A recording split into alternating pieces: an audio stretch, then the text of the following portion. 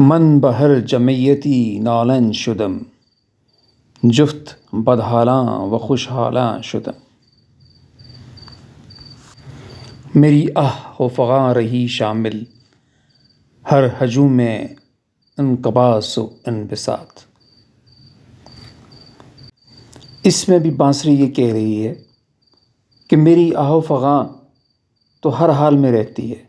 جب بھی کوئی مجھے پھونکتا ہے، میرے اندر سے ہوا گزرتی ہے تو میرے اندر سے میرے اصل سے بچھڑنے کا درد و غم ہے وہ نکلتا ہے۔ لیکن جب اسی بانسری کو کسی خوشی کے موقع پہ بجایا جاتا ہے تو لوگ میری اس آہ و فغاں کو خوشی کا نغمہ سمجھتے ہیں، اور جب کسی دکھ کی جگہ پہ ہو تو لوگ اس کو دکھ سمجھتے ہیں۔ یعنی انسان جب اس دنیا میں آتا ہے تو وہ خوشی بھی اس کو ملتی ہے، رنج بھی ملتا ہے، اور جس محفل میں ہوتا ہے وہ اسی محفل کی طرح ہوتا ہے، لیکن اس کا اصل ایک ہی ہے کہ اس کو اپنے اصل سے ملنا ہے۔ وہ جہاں سے بچھڑا ہے، یہ روح جہاں سے آئی ہے، اس روح کو وہاں واپس جانا ہے۔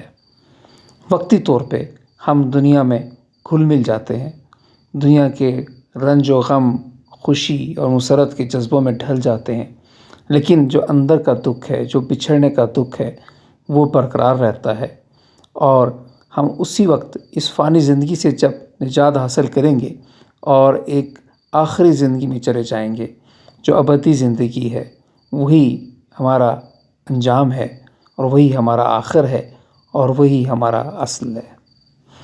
ایک یہ پہلو بھی ہے، دوسرا پہلو یہ بھی ہے کہ جو پہلے سے چلا آ رہا ہے کہ لوگ کسی دوسرے کے دکھ اور غم کو سمجھتے نہیں، وہ اس کو خوشی سمجھ رہے ہوتے ہیں، لیکن در حقیقت وہ اس کا آہ و فغاں ہوتا ہے۔ دکھ، درد اور غم وہی سمجھ سکتا ہے جس پر وہ بیتتا ہے، جس پر وہ گزرتا ہے۔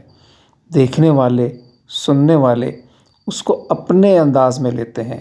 اگر کوئی خوش ہے تو وہ اس کے دکھ کو بھی خوشی سمجھتا ہے، اگر کوئی دکھی ہے تو وہ اس کے دکھ کو دکھ سمجھتا ہے۔ یہ بھی ایک انسان کی نفسیات ہے، اور اسی نفسیاتی پہلو کو نہایت خوبصورتی سے یہاں واضح کیا گیا ہے۔